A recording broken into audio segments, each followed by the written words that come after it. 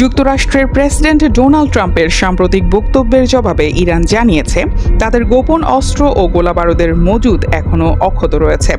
2 April ইরানের সামরিক বাহিনীর খাতাম আল আনবিয়া কেন্দ্রীয় সদর দফতরের মুখপাত্র লেফটেন্যান্ট কর্নেল ইব্রাহিম জোলফাগারি এই কথা জানান। তিনি বলেন, তোমরা যেসব স্থানে হামলা করছো সেগুলো তেমন গুরুত্বপূর্ণ নয়। আমাদের কৌশলগত সামরিক উৎপাদন এমন সব স্থানে হয় যেগুলোর বিষয়ে তোমাদের কোনো ধারণা নেই এবং কখনোই পৌঁছাতে পারবেন না। ইরান, যুক্তরাষ্ট্র ও ইসরায়েলের মধ্যে চলমান যুদ্ধে ইতোমধ্যে হাজার হাজার লক্ষ্যবস্তুতে হামলা চালানো হয়েছে। এসব হামলায় সামরিক ঘাঁটি, ক্ষেপণাস্ত্র উৎক্ষেপণ কেন্দ্র সহ বিভিন্ন স্থাপনা লক্ষ্যবস্তু করা হয়েছে।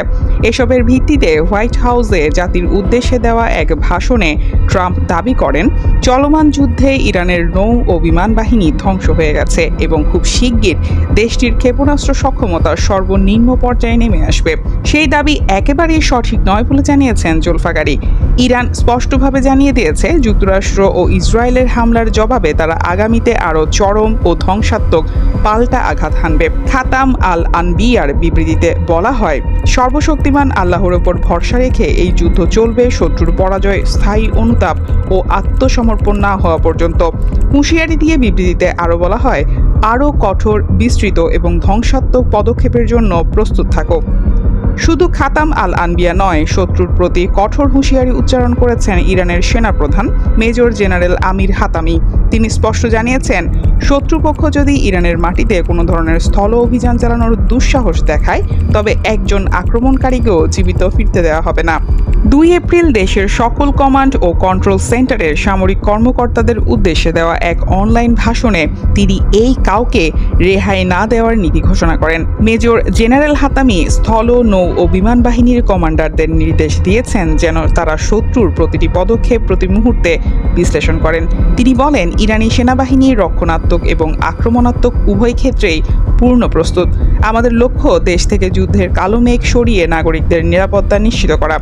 মার্কিন প্রেসিডেন্ট ডোনাল্ড ট্রাম্পের সাম্প্রতিক বক্তব্য, যেখানে তিনি যুদ্ধ পরবর্তী ইরানকে নতুনভাবে সাজানোর ইঙ্গিত দিয়েছেন, তার কড়া সমালোচনা করেন হাতামি। তিনি বলেন, এই ধরনের বক্তব্যই প্রমাণ করে যে মার্কিন ইসরায়েলি জোটের আসল উদ্দেশ্য হল ইরানের নাম ও অস্তিত্ব মানচিত্র থেকে মুছে ফেলা। কিন্তু ইরানের জনগণ ও সেনাবাহিনী তাদের এই নীল নকশা সফল হতে দেবে না।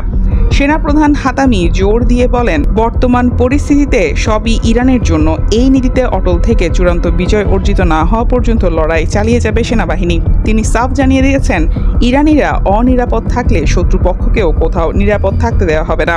বিশেষজ্ঞরা মনে করছেন, ইরানের এই মরো অথবা মারো অবস্থান মধ্যপ্রাচ্যের পরিস্থিতিকে এক ভয়াবহ পরিণতির দিকে ঠেলে দিচ্ছে। News desk, দুতিয়াল।